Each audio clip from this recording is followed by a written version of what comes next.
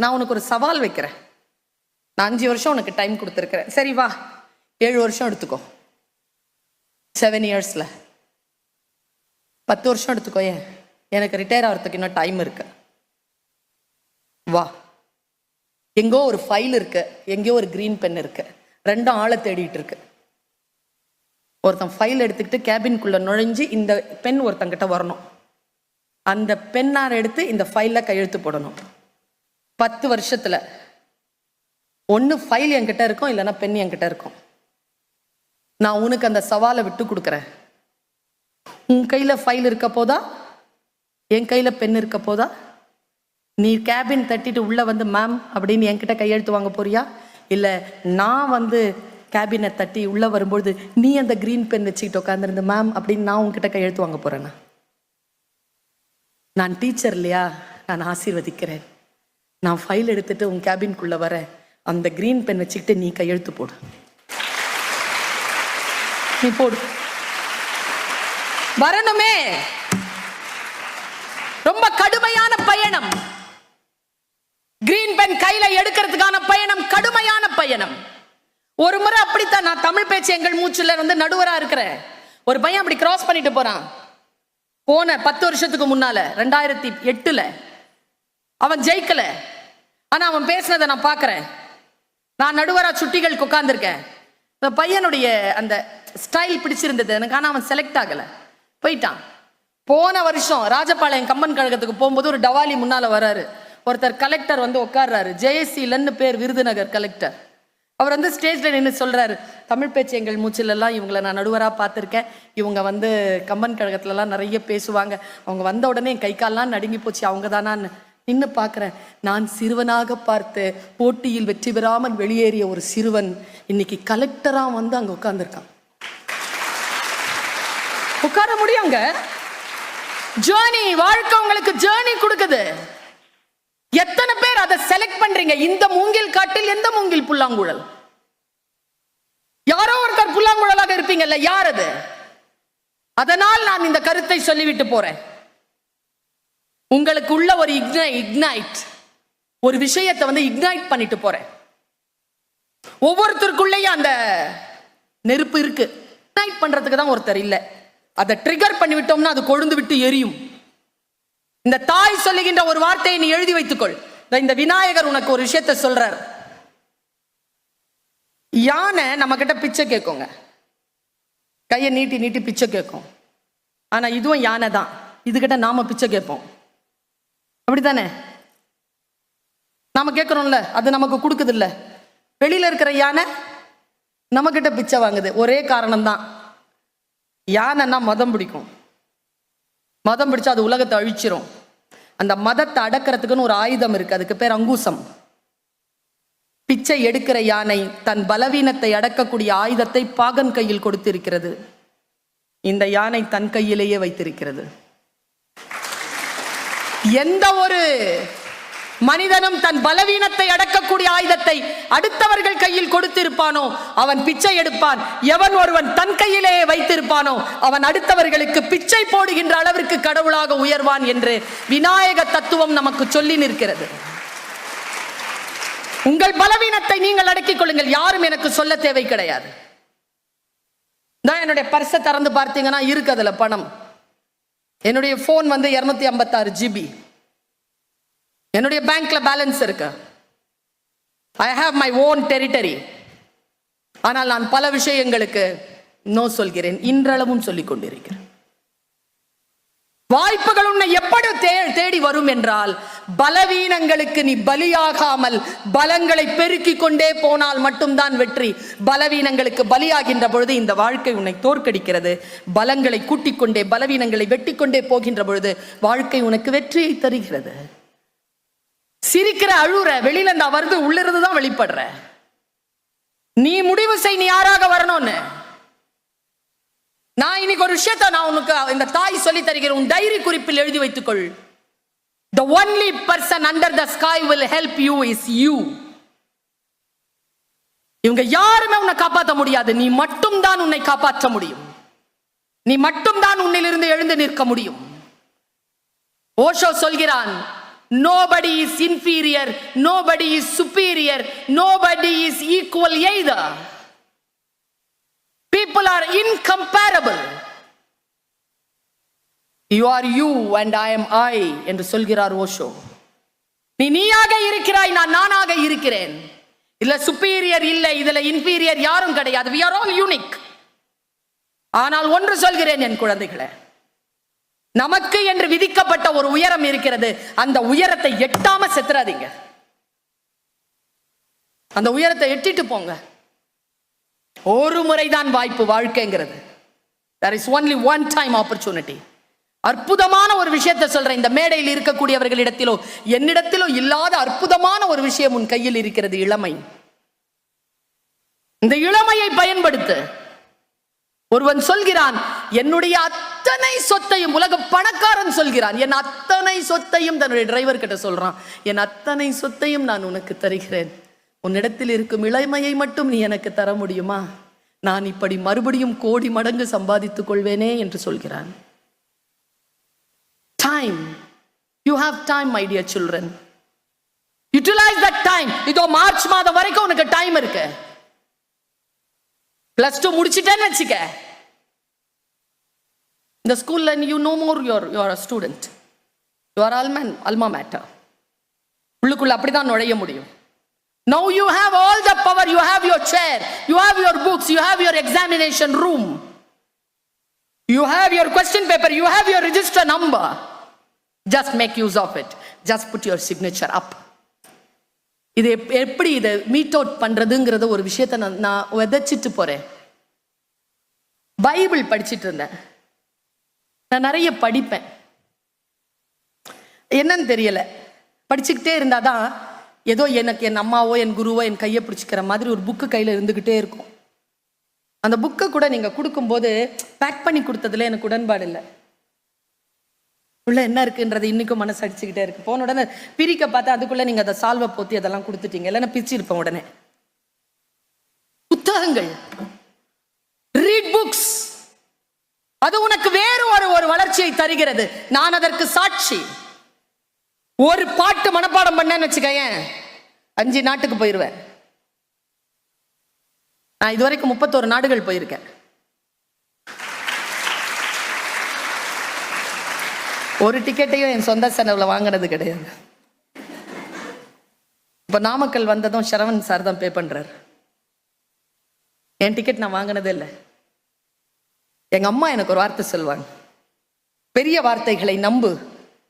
சொன்னாங்கல்ல, இந்த நாள் உனக்கு மறக்க முடியாத நாளாக உனக்கு இன்றைக்கு இருக்க போகுதுன்னு என் தாய் எனக்கு சொன்ன அந்த வார்த்தையை நான் உனக்கு கடத்திட்டு போறேன். நல்லா மேக்கப் பண்ணிக்கிறோம்ல, ஒரு போட்டோன உடனே செல்ஃபின்னு உடனே எவ்வளவு அழகா மூஞ்சி வச்சுக்கிறோம், ப்ரொஃபைல் எல்லாம் என்ன அழகா வச்சுக்கிறோம் மூஞ்சிய. அம்மா சொன்னாங்க, மேக்கப் போட்டியா சுல்தானா? போட்டேம்மா. மை லிப்ஸ்டிக்லாம் வச்சு. ஷூட்டிங்கா இன்னைக்கு? ஆமாம்மா. ப்ரோக்ராமா? ஆமாம். சரி. கேமரா முன்னால அழகா இருக்கிறல்ல? செருப்பு போடும்போது சொல்றாங்க, எங்க அம்மாக்கு 76 வயசு, 45 வயசு கடந்துருச்சு எனக்கு. என்னை பார்த்து சொல்றாங்க. என்ன சொன்னாங்க தெரியுமா? கேமரா முன்னால் அழகா இருக்கணும்னு நினைக்கிறல்ல, அந்த மாதிரி உன்னை பர்மனண்டா ஒரு கேமரா பார்த்துக்கிட்டே இருக்கு, அதுக்கு முன்னாலும் அழகா இரு, அந்த கேமராவுக்கு பேர் கடவுள் அப்படின்னு சொன்னாங்க. என்ன ஒரு வார்த்தை அது! இறைவன் உன்னை பார்த்து கொண்டே இருக்கிறான், அவனுக்கு முன்னால் முடிந்தால் அழகாக இரு என்று சொல்லிவிட்டு போனாள் என் தாய். சொல்தான். அம்மாவுக்கு எதுவுமே மறைக்காத, அம்மாவுக்கு மறைக்காத. அம்மாவுக்கு மறைச்சான் ஒருத்தன், டேய் கிருஷ்ணா உன்னை கொலை செய்யணும்னு முடிவு பண்ணிட்டான்டா, நான் முடிவு செய்யறேன்டா உன்னை காப்பாத்துறேன், வாடா தங்கமே, என் தங்கமே வாடா, போய் குளிச்சுட்டு வாடா. கூப்பிட்டா காந்தாரி துரியோதனனை. வரும்போது கிருஷ்ணன் சொன்னான், என்னடா அம்மனமா பாரு அம்மா முன்னால. அம்மா தான் கூப்பிட்டுச்சு. சி மறைக்க வேண்டியதை மறைச்சிட்டு போடா, பொம்பளை இல்ல. வாழை இலை மறைச்சிட்டு போய் நின்னா, கண்களை கழற்றி கண்களினுடைய அந்த திரையை எடுத்து அந்த கண்களில் இருக்கக்கூடிய அத்தனை சக்தியும் அந்த உடலில் பாய்ச்சினாள் தாய் காந்தாரி. வஜ்ரமாக்கினாள் அந்த உடம்பை. இடுப்பு பகுதி மட்டும் மறைஞ்சு இருந்தது. தர வரைக்கும் பார்த்துட்டு கண்ணை மூடிக்கிட்டு கதறி அழுதாள் காந்தாரி. தவறு செஞ்சுட்டியே தங்கமே, ஏண்டா பகுதியை மறைச்ச, என் பார்வை படலியடா, கிருஷ்ணன் தாம்மா சொன்னான் மறைச்சிட்டு போன்னு. நான் எப்படி பிள்ளை இல்லாம சாவ போறேனோ அவனா நாதையா சாவாண்டான்னு சொல்லிட்டு சாபம் இட்டுட்டு போனா காந்தாரி. நீங்க பாருங்க, துரியோதனனுக்கு உடம்புல எங்க அடிச்சாலும் உயிர் போகாது. அம்மாவனுடைய கண் படாத தொடையில் அடித்தால் உயிர் போகும். இந்த கதை எதுக்கு நமக்கு? தாய் தந்தைக்கு எதையும் மறைக்காதீர்கள். நீங்கள் எதை மறைக்கிறீர்களோ அதனால் உங்களுடைய வீழ்ச்சி அதில் எழுதப்பட்டிருக்கிறது என்பதனை நாம் நினைவில் வைத்துக் கொள்ள வேண்டும் என்பதற்காக துரியோதனன் கதையை மகாபாரதம் நமக்கு சொல்கிறது. லேர்ன் குழந்தைகளை, எல்லா விஷயங்களையும் லேர்ன் பண்ணுங்க. திஸ் இஸ் ரொம்ப இமோஷனலா இருக்கிறேன் நான். லைஃப் நமக்கு கொடுக்கிற மிகப்பெரிய ஆப்பர்ச்சுனிட்டியா நான் நினைக்கிறேன். என் பிரார்த்தனை என்ன தெரியுமா? உள்ளே நுழையும் பொழுது நான் ஒரு வினாடி நின்றேன், திரும்பி பார்த்தேன் அவர்கள் வருவதற்காக. என் மனசுல ஒரு பிரார்த்தனை வேகமா ஓடுச்சு. இறைவா, இத்தனை ஆயிரம் குழந்தைகள் என் பேச்சை கேட்க காத்திருக்கிறார்கள். எல்லோருடைய வாழ்க்கையிலும் ஏதேனும் ஒரு மாற்றம் நிகழ்ந்து விட வேண்டும் தான். அவ்வளவு பேராசைக்கு மத்தியில் என்னுடைய ஒரே ஒரு பேராசை இருக்கிறது. இந்த கூட்டத்தில் யாரோ ஒரு குழந்தையினுடைய வாழ்க்கையாவது மாற்றக்கூடிய வல்லமையை இந்த நாக்கில் வார்த்தைகளாக தரமாட்டாயா? அப்படித்தான் நான் வேண்டிக் கொண்டு வந்தேன். அந்த ஒரு குழந்தை இந்த கூட்டத்தில் யாருன்னு எனக்கு தெரியாது. அது நீங்களாக இருங்கள் என்று உங்களை நீங்கள் பிரார்த்தித்துக் கொள்ளுங்கள். நான் பைபிளில் படித்த ஒரு விஷயத்தை சொல்லிட்டு போறேன். Stay prepared. டீச்சர்ஸ் எவ்வளவு கஷ்டப்படுறாங்க நீங்க ஜெயிக்கணும்ட்டு. forget about them. என்ன தெரியுமா? நீ ஜெயிக்கணுங்கிறதுனால உலகத்தோட போராடலாம், ஆனா நீ ஜெயிக்கிறதுக்காக உனக்குடைய போராடுறதுக்கான ஒரே வேலை டீச்சர் வேலை தான். உன்னை ஜெயிக்க வைக்கிறதுக்காக உன்கிட்டயே நான் போராடணும். வேற எந்த வேலையும் அப்படி இல்லை. வெளியில போராடினா போதும். உன்னை வளர்க்கறதுக்கு வெளியில போராடி உனக்கு சம்பாதிச்சு கொடுத்தா போதும். உன்னை வளர்க்கறதுக்கு உன்கிட்டயே போராடுறது நாங்க தான். எப்படியாவது படிச்சிரு, எப்படியாவது பாஸ் பண்ணிடு, இந்த நோட்ஸை தர, இதை படிச்சிரு, நீ இதை கவனிக்க மாட்டேங்கிற. அதுதான் இந்த கவனிச்சுட்டேன்னா நீ வந்துருவ. இப்படிலாம் சொல்லி சொல்லி உங்களை தட்டி தட்டி எடுத்து நாங்கள் உங்களை அடுத்த கட்டத்திற்கு உயர்த்துகிறோம். நான் இந்த கதையை சொல்றேன், எத்தனை பேர் மனசுல மாற்றம் வருதுன்னு எனக்கு தெரியாது. மிகப்பெரிய பிரார்த்தனையோடு சொல்றேன். அலர்ட்டா நெஞ்சில வாங்கி வச்சுக்கோ. என் குழந்தைய 6th ஸ்டாண்டர்ட்லயே வாங்கி வச்சுக்கோ. 6th 7th 8th 9th and +1 இருக்கல்ல.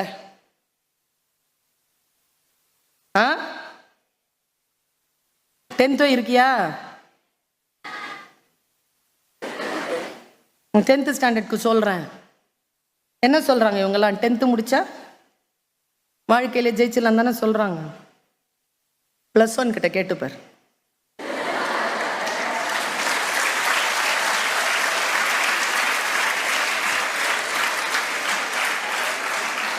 அப்படிதான் சொல்லுவாங்க. 10th மட்டும் ஜெயிச்சுட்டேன்னு வச்சுக்கோ, அப்புறமா சொல்லும் +1 பப்ளிக் எக்ஸாம், அது எப்படியா ஜெயிச்சிரு. +2 சொல்லுவாங்க, ஐயோ இது ஜெயிக்கலன்னா அவ்வளவுதான். நான் ஒன்று சொல்றேன் பார், ஒரு ஆப்பர்ச்சுனிட்டி கூட மிஸ் பண்ணாத. இவங்க ஜெயிக்கிற ஓட்டத்து கூட எல்லாம் ஓடாத. ஒரு வாய்ப்பை கூட மிஸ் பண்ணாத. ஜெயிக்கிறதுல இருந்து உன்னை நீயே தடுக்க முடியாது. ஒரு வாய்ப்பு கூட மிஸ் பண்ணக்கூடாது. நான் ரொம்ப சூட்சமான ஒரு விஷயம் சொல்றேன். 2020 நம்ம கொரோனா வந்துச்சா? கொரோனா வரும்போது என்ன ஒரு அற்புதம் தெரியுமா? ஹாஃப் இயர்லி எக்ஸாம் வச்சுக்கிட்டு தான் மார்க் போட்டாங்க. யாருக்காவது தெரியுமா அந்த ஹாஃப் இயர்லியில தான் தான் எழுத போற ஃபைனல் எக்ஸாம்னு? அதுல நிறைய சனியனுங்க லீவ் போட்டு இருந்துச்சு. ஆப்பர்ச்சுனிட்டி அப்படிதான் மிஸ் ஆகும். எப்படி எனக்கு தெரியும்? இதோ நான் கிரீன் பார்க் ஸ்கூல்ல பேசிட்டு இருக்கிறேன். நாளைக்கு இதிலிருந்து வந்த ஒருத்தி தமிழ்நாட்டினுடைய முதலமைச்சர் சேர்ல கூட உட்காரலாம். மேடம் அன்னைக்கு பேசுனீங்கல்ல, வாங்க மேடம். தள்ளாத வயது என்னை கையழைத்து கொண்டு போவது முதலமைச்சராக இருக்கலாம். அந்த முதலமைச்சர் இதோ நான் பேசுகின்ற இந்த கூட்டத்தில் இருந்து புறப்பட்டு வரலாம். ஆப்பர்ச்சுனிட்டி எங்க இருந்து வேணாலும் வரும். அதனால ஸ்டே அலர்ட். நீங்க நினைச்சுக்காதீங்க டீச்சர்ஸ், உங்ககிட்ட இருக்கிற ஸ்டூடெண்ட்ஸ் நாளைக்கு ஏதோ ஒரு கம்ப்ளைண்ட்காக நீங்க போலீஸ் ஸ்டேஷன் நுழையும் பொழுது உள்ள இன்ஸ்பெக்டராக உட்காந்துருக்கலாம். நீங்க அடிச்சது அவளுக்கு ஞாபகம் வந்துடக்கூடாது. ஆஸ்பத்திரிக்கு போகும்போது டாக்டரா உட்காந்துருக்கலாம். நீங்க ஏதோ ஒரு சில்மிஷன் செஞ்சது அவளுக்கு ஞாபகம் வந்துடக்கூடாது. So stay alert. நம் குழந்தைகள், நாம இன்னொரு 10 வருஷம் போனாலும் இவங்க கொடுக்குற சம்பளமோ இவங்க கொடுக்குற பேம்பர்ட்லயே இந்த இன்ஸ்டிடியூஷன் விட்டு நாம போறது இல்லை. ஆனா இந்த குழந்தைகள் நம்மை ஆட்சி செய்யக்கூடிய மிகப்பெரிய இடத்தில் போய் உட்கார போகிறார்கள். அந்த குழந்தைகளைத்தான் நாம் வகுப்பிலே நாம் ஆட்சி செய்து கொண்டிருக்கிறோங்கிற கவனத்தோடு இந்த குழந்தைகளை நாம் ஆட்சி செய்ய வேண்டும். இன்னொரு விஷயமும் சொல்றேன், உங்க எல்லார் காலையும் விழுந்து கேட்கிறேன், உங்கள் அறிவை மட்டும் அவர்களுக்கு தந்து விடாதீர்கள். அதற்காக அவர்கள் இந்த வகுப்பிற்கு வரவில்லை. அவர்கள் அறிவை அவர்கள் அறிமுகம் செய்து கொள்வதற்காக வந்திருக்கிறார்கள். அதை இக்னைட் பண்ணி விடுறதுதான் டீச்சர்ஸனுடைய கடமை. நான் திருப்பி திருப்பி சொல்லிட்டே இருக்கிறேன். பைபிள்ல ஒரு விஷயம் சொல்றேன், சொன்னா அதை முடிச்சுக்குவேன். பேச்ச நல்லா தெரிஞ்சுக்கோ. கதை சொல்லுங்க மேடம், நல்ல கதையா சொல்லுங்க. டீச்சர்ஸ்லாம் கதை சொல்றதே விட்டாங்க. எங்க டீச்சர்லாம் 3 நிமிஷம் கதை சொல்லி தான் கிளாஸையே முடிப்பாங்க. அது டீச்சர், சயின்ஸ் டீச்சரா இருந்தாலும் சரி, ஏதோ ஒரு மாரல் ஸ்டோரி சொல்லி தான் முடிப்பாங்க. இப்பெல்லாம் அதுக்கு வாய்ப்பே கிடையாது. அதெல்லாம் தான் அதை ஒரு சின்ன ஒரு ஸ்ட்ரோக் தான் வந்து வாழ்க்கையில பெரிய விஷயங்களை கொண்டு. என் பிசிக்ஸ் டீச்சர் எனக்கு சொல்லுவாங்க, குறுக்கு பாதைகள் நீளமானவை. ஒரே சொல் தான், சொல்ல புரிஞ்சுக்குவேன் நான். Shortcuts are very lengthy. புரிஞ்சுக்கிட்டேன் நான், நீ புரிஞ்சுக்கோ. பாரு, ஒரு 10 பேர் தூங்கிட்டு இருக்காங்க. பைபிள் இப்படி சொல்லுது. காட்சி ஆன் பண்ண மூளை ஆன் பண்ண, மூளையில் ஒரு கேமரா இருக்கு, ஆன் பண்ண. 10 பேர் தூங்கிட்டு. திடீர்னு ஒரு அசிரீரி வருது. உங்கள் தலைவன் வருகிறான், நீங்கள் போய் அவர்களை சேர்ந்து கொள்ளலாம். அத்தனை பேர் எந்திரிச்சிட்டாங்க. பைபிள் இதை சொல்லுது. அத்தனை பேர் எந்திரிச்சு, மணவாளன் வரப்போகிறார், கன்னிகாஸ்திரிகள் வாங்க வாங்க, கிளம்புங்க கிளம்புங்க. குறிப்பு தருது பைபிள், சில புத்தி உள்ள கன்னிமார்கள் மணாளன் எப்பொழுது வருவான் என்று தெரியாத காரணத்தினால் தீப்பந்தத்தை எடுத்துக்கொண்டார்கள். இருட்டு வந்துருச்சுன்னா எப்படி அவரை கண்டுபிடிக்கிறது? தீப்பந்தத்தை எடுத்துக்கொண்டார்கள். அவர்கள் தீப்பந்தத்தை எடுத்துக்கொண்டதை பார்த்து புத்தியற்ற கன்னிமார்களும் தீப்பந்தத்தை எடுத்துக்கொண்டார்கள். புத்திசாலி கன்னிமார்கள் கூடுதலான எண்ணெயை எடுத்துக்கொண்டார்கள். ஏ அப்பா, 10 பேரும் போறாங்க, லைன்ல நிக்கிறாங்க. காலையில சொன்ன செய்தி மத்தியானம் ஆகுது, சாயந்தரம் ஆகுது, 6 மணி ஆகுது, 7 மணி ஆகுது, இருட்டாயிடுச்சு, மணவாளன் வரவில்லை. பந்தத்தை ஏற்றிக்கொண்டார்கள். மணவாளனுடைய பாதையை பார்த்து வெளிச்சத்தோடு காத்திருந்தார்கள். மணவாளன் வருவதற்கு காலதாமதம் ஆயிற்று. உடனடியாக தன் தீப்பந்தத்தை பார்த்தார்கள். தீப்பந்தம் தன்னுடைய ஒளியை மங்கிக் கொண்டே வந்தது. கூடுதலாக எண்ணெய் எடுத்துக்கொண்டு வந்த கன்னிமார்கள் கூடுதலான எண்ணெயை அதில் விட்டு தீப்பந்தத்தை எரிய வைத்து மீண்டும் காத்திருக்க தொடங்கினார்கள். புத்தியற்ற கன்னிமார்களிடத்தில் கூடுதலான எண்ணெய் இல்லை. அவர்கள் இந்த புத்தியுள்ள கன்னிமார்களிடத்தில் கேட்டார்கள், எங்களுக்கு கொஞ்சம் எண்ணெய் கொடுங்களேன். புத்தியுள்ள கன்னிமார்கள் சொன்னார்கள், நாங்கள் எங்கள் தேவைக்குத்தான் வைத்திருக்கிறோம், உங்களிடத்தில் தருவதற்கு இல்லை. நீங்கள் எண்ணெய் விற்பனரிடம் போய் வாங்கிக் கொள்ளுங்கள். அவர்கள் எண்ணெய் விற்பனையிடம் போய் எண்ணெய் வாங்கி கொண்டிருக்கக்கூடிய அந்த வினாடியில் தலைவர் மணாளன் வந்து விட்டார். தனக்காக காத்திருந்த கன்னிமார்களுடன் சென்று கோவிலில் கதவடைத்துக் கொண்டார். விற்பனர்களிடம் எண்ணெய் வாங்கி கொண்டு பந்தத்தை எரிய வைத்து ஓடி வந்து பார்த்த கன்னிமார்கள் கண்டு கொண்டார்கள், மணாளன் வந்து போய்விட்டார். தான் காத்திருந்தது வீணாக போய்விட்டது என்று ஓடி வந்து கோவில் அடைபட்ட கதவை தட்டுகிறார்கள். குழந்தைகளை, கதை முடிகிறது. தட்டுகிறார்கள். கதவிற்குள் இருந்த ஆண்டவர் சொன்னார், யார் அது? நாங்கள் உங்களுக்காக காத்திருந்த கன்னிமார்கள். நான் வரும்போது நீங்கள் இல்லையே. நாங்கள் எண்ணெய் வாங்குவதற்காக போயிருந்தோம். நீங்கள் யார் என்று எனக்கு தெரியாது. நான் வரும்போது காத்திருந்தவர்களுடன் வந்து கதவடைத்துக் கொண்டேன். நீங்கள் திரும்பி போகலாம்.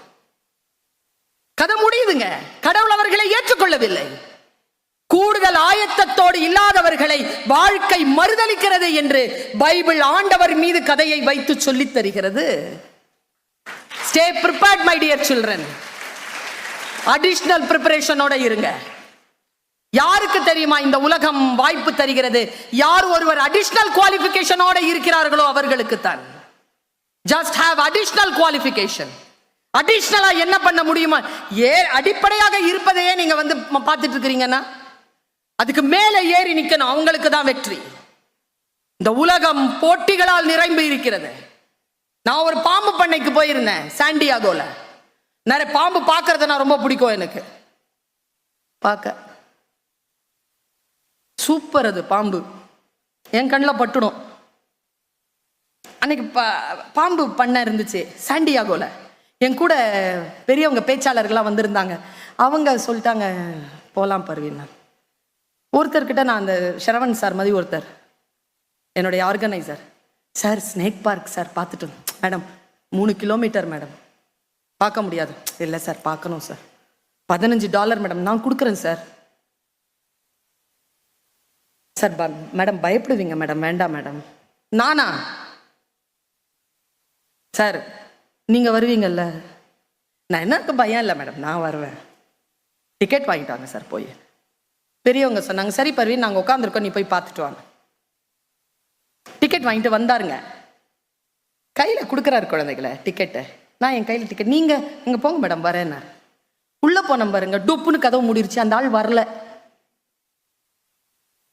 அவன் சொல்றான் எனக்கு, அவர் சொன்னாரு பயமா இருக்கும் மேடம்னு. நான் நம்பலிங்க. வாழ்க்கை இப்படிதான் குழந்தைகளை. துணிச்சலா போகும்போது, தனியா போகும்போது அவ்வளவு பயமா இருக்கும்.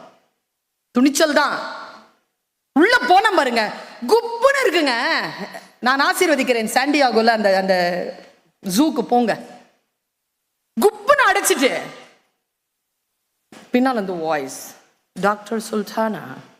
டிக்கெட் வாங்கும்போது பேர் சொல்லியிருக்கான். Please welcome the venomous world. Please hold your hand in the bar. Don't move. The reptiles doesn't like human moves. இப்படிதான் சொல்றான். நான் கப்புன்னு பிடிச்சிக்கிட்டேங்க. திக்குன்னு ஆரம்பிச்சு அந்த பிராம் அப்படின்னு போகுதுங்க. We already alert you. You're moving. Please don't move. காதுல கொடுத்துட்டான். காதுக்குள்ள ஒலிக்குது. எல்லாம் இருட்டு. ஆனா பாதை மட்டும் வெளிச்சமா இருக்கு. கப்புன்னு பாதை இருட்டாக்கி இந்த பக்கம் அந்த பக்கம் லைட் போட்டான் பாருங்க. பாதை இருட்டு போய்கிட்டே இருக்கு. பாதை முன்னால என்ன இருக்குன்னு தெரியல. ஆனா காலுக்கு கீழே குழந்தைகளை இதோ 1/2 அடியில பாம்பு. 1/2 அடியில பாம்பா கிடக்குது.